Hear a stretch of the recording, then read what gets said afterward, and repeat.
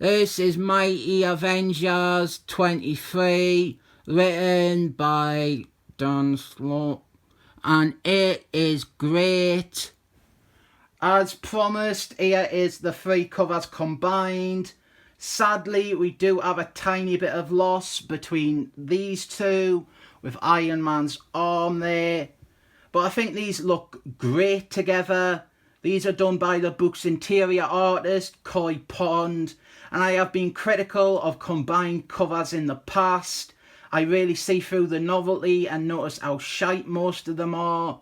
But this one here, this is good. This is a solid use of the concept. We have broken the team up into 3 groups of 3, and these groupings, at least on the first 2, they make sense. These ones here being the plot characters, then these 3 splitting off and doing stuff in the story, although weirdly in this issue rather than the one they are on the cover for. And well, this one is kind of just the leftovers. But in my opinion, all these covers work individually and together. There's no odd composition either way. Really great stuff. This issue is the 3rd and final part of the Chiffon story, which so far has been brilliant and will also satisfyingly end by still being brilliant. But first, I have got a tiny nitpick. This is a recap page, and again, I don't know why they keep using this one image to show the team, especially when there is a much better and clearer team shot in the first issue. They should be using this. The one they use is just like a random panel where they are fighting the Hulk, and like u.s.agent is facing away, and the Vision, he's practically hidden in the background there. This is like too chaotic and messy. I don't get why they used it.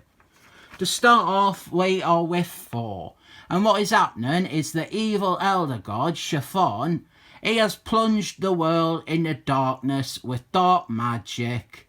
It's all very dark, and here we see that fairyland, it has been sealed off from the rest of the world. And Tom Hiddleston, he is a lady now, probably trying to get an Oscar. And this is setting up an ominous tone for us to cut to the Avengers. We've got Aunt Gordon, the team's leader, Gigantic Girl, the Vision, u.s.agent, and Hercules Man. I really love this version of the team, such a fun lineup. They have located the source of all the wacky magic shit, but so has Iron Man. He has shown up and assumed control of the team. And Gordon obviously ain't happy about that. And Iron Man is, as you would expect, a dick. We've also got David Banner, the Hulk. He is there, but he's not the Hulk right now. Then there's a bit of comic relief down here. He asks Hercules Man and u.s.agent if anyone has a shirt he could borrow. And Hercules Man just offers him his sash.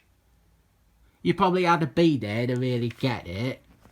And the Flash, he is trapped inside the Dark Book, which is like the Bible of evil magic. And then we have got some great cross-continuity here with Hercules Man. Hercules Man, he references a story from his own series about how the god who lives in the sun, he had died recently. You know, the god who lives in the sun. That Marvel character who appears in more of my videos than he does actual comics.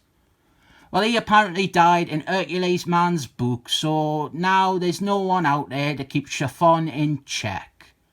Elsewhere, Amadeus Cho, the superior Hulk, he contacts Aunt Gordon to let him know that Chiffon is on his way.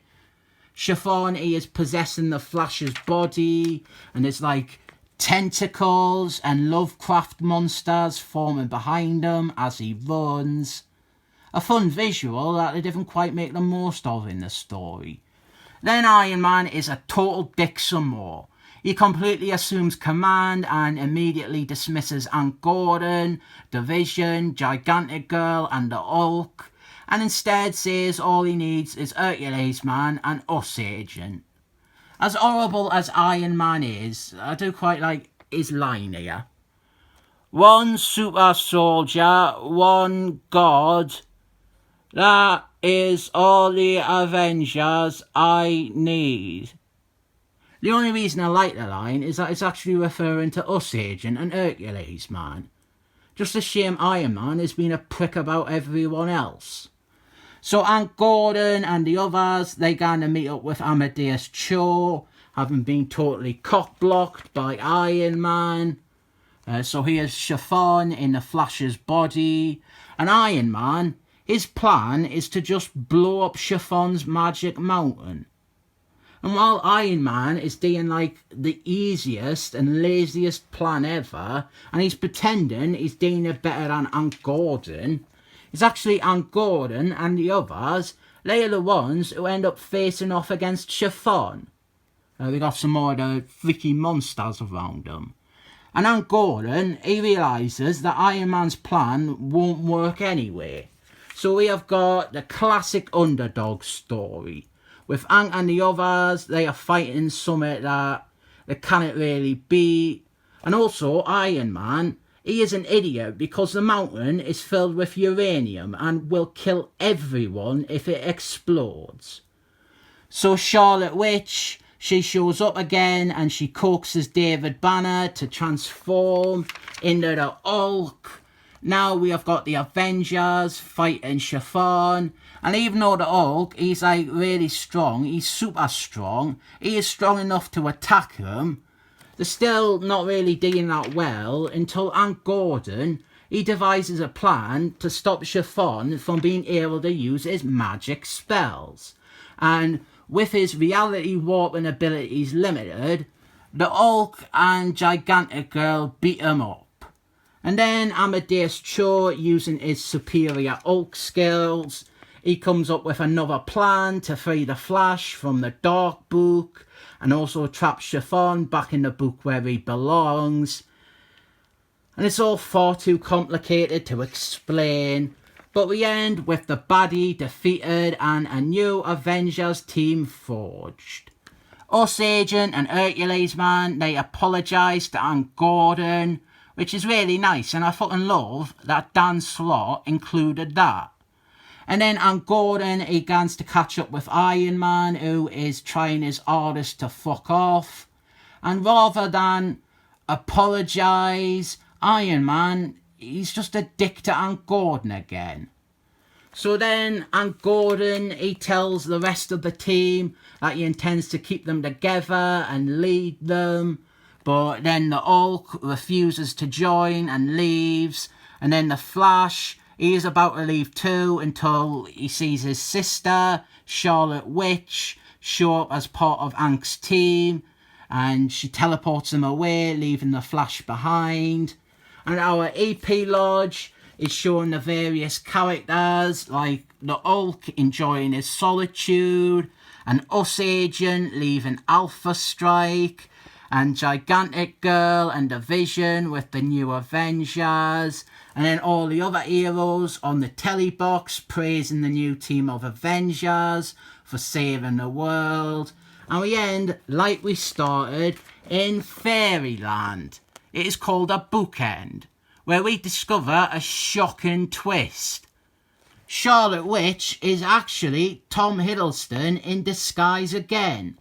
This is a great way for Dan Slott to maintain a link to Scarlet Witch, who is a pivotal Avengers character, but this allows him to circumvent the awful cul-de-sac Michael Brian Benson had piloted the character into. Is it the perfect solution? Obviously not, but it is a creative one, and cosmetically, or at least in some essence, it lets the team have another essential classic Avengers character.